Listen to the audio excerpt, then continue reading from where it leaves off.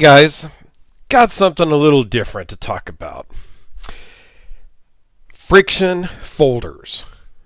Custom friction folders from South Africa. Now, this was loaned in from Alex over at Alex's Knife Box. He sent me a bunch of things from this same maker. So it's actually really cool. This is from JD Vanderventer.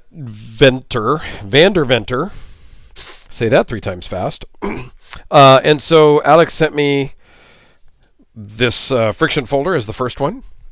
And there is also a front flipper of exactly the same model that I will bring out here in just a minute because it's sitting here. Plus there's 3 or 4 other knives from JD that Alex sent up. So it's kind of the JD South African shipment this time from Alex, which is totally awesome. So, and I do greatly appreciate Alex's loaning stuff in all the time. So, great friend of mine. I will put a link down below to his channel, so go check it out. I'll also put a link to this specific knife video that Alex did about a year or so ago. He goes into a lot more details and history and stuff like that. So I think it's always interesting to watch a video of the same exact knife from 2 different people. I mean, I think so anyway. I've done a video specifically about that. But I think it's very cool to be able to see 2 different people's take on exactly the same knife. Not just the same model. I mean, the same model, it's kind of the same thing. But on a custom knife, to really get 2 people's opinion on the exact same knife, I think is very cool. So let's dive into the specs, and then we'll do some comparisons with the front flipper version of this, as well as just some normal size comparisons and a close-up detailed look. So close length, I have 2 different lengths for you. I have 3 3/4 or 4 1/2, about 3/4 of an inch for the friction folder tang, I guess you would call it.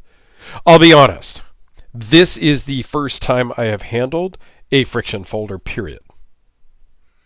Okay, maybe not right now. I did an unboxing and I handled this knife, but this is the first knife that I have ever handled that is a friction folder. It's not super sexy. It's not super modern and fancy and flipper. It doesn't flip. It doesn't lock. It doesn't, it's just kind of old school-ish, if you will. So it doesn't deploy super fast. It just kind of comes out. And it holds itself in place actually very well. There is no detent or anything. It's just friction fit, but it takes a lot to move it. Like, it's closed pretty good. That didn't move it, but a tiny, tiny bit. You really got to give it some oomph to get it to move, which is cool. It's just a very great kind of fit and finish. So an overall length of 6 5/8. The blade is 2.87 and the edge is 2.79. It is N690. Thickness is 0.130. Overall thickness is 0.435. There is no clip. And it weighs in at 2.1 ounces. So now Alex carries this in a like a leather slip in his pocket. But you could just drop this in your pocket. I would not worry about it accidentally opening up too much, depending on what you have in your pocket. But it's a pretty cool knife. So let's zoom in and take a close-up look. A fully hand-ground, fully hand-assembled, true total custom knife. Very nice camo G10 scales. Matching backspacer that, really...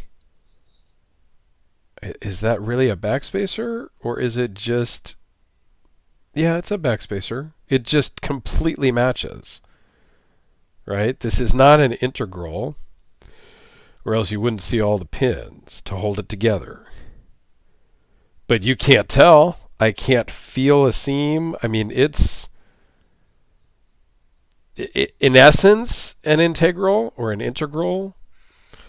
It's got his maker's mark there, just JD, nothing else. That's it. Super clean. And just, man, does it feel good in the hand. It's different because it's not a locking knife, so you can't really, but I don't know. There's no blade play. It's just really nice. Feels great in the hand. That tang here really locks it in when you're using it. So as you're using this knife, you don't need to worry about it moving. It might move slightly depending on how you're gripping it, but it's not going to close on you. It would take a lot, because of that huge, well, not huge, but just because of that tang, it would take a lot for this to close. So you're not accidentally going to close it on your hand. There's no worry about that. And it's super lightweight, and it's G10, so that's going to hold up. I mean, you cannot feel the pins. It's just truly a custom knife, even though it's just a friction folder. So now let me pull out the front flipper version of this. And I don't think I mentioned, this is called the EDC friction folder. This is the EDC front flipper. And I'll do a separate video on this because there's also some details about this that are very cool. It has a super cool sound, super great action, and it's the same exact knife as the other. Just different materials, different construction. It's front flipper, but it's the same model, which is just very cool that Alex owns two of the same thing, because there was not a lot of these, either of them, made. So it was very cool that Alex was able to grab both. All right, let's do a couple quick size comparisons here.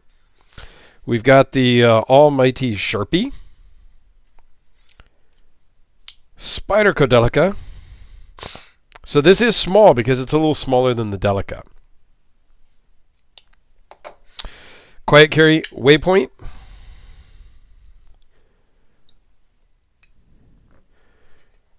For fun, how about the Kubi KB237? And last but not least this time, how about the Benchmade 940, since I happen to have it here on the table. All in all, this is a very cool knife. The friction folder thing, it's a thing. I'm sure there are people that are collecting nothing but friction folders, and I could go down a rabbit's hole, much like traditional slip joints and things like that. I don't think I'm going to go down that rabbit hole myself, because I am more into modern tactical type of knives for myself, but it's very cool to experience and know that these are out there. So thanks a lot, everyone, for watching. I greatly appreciate your time. Let me know down below if you've got a friction folder. What are your thoughts on friction folders? And again, thanks, Alex, for loaning this in. Please go check out his channel, and come back tomorrow because there will be another video. Thanks, guys. Have a great day.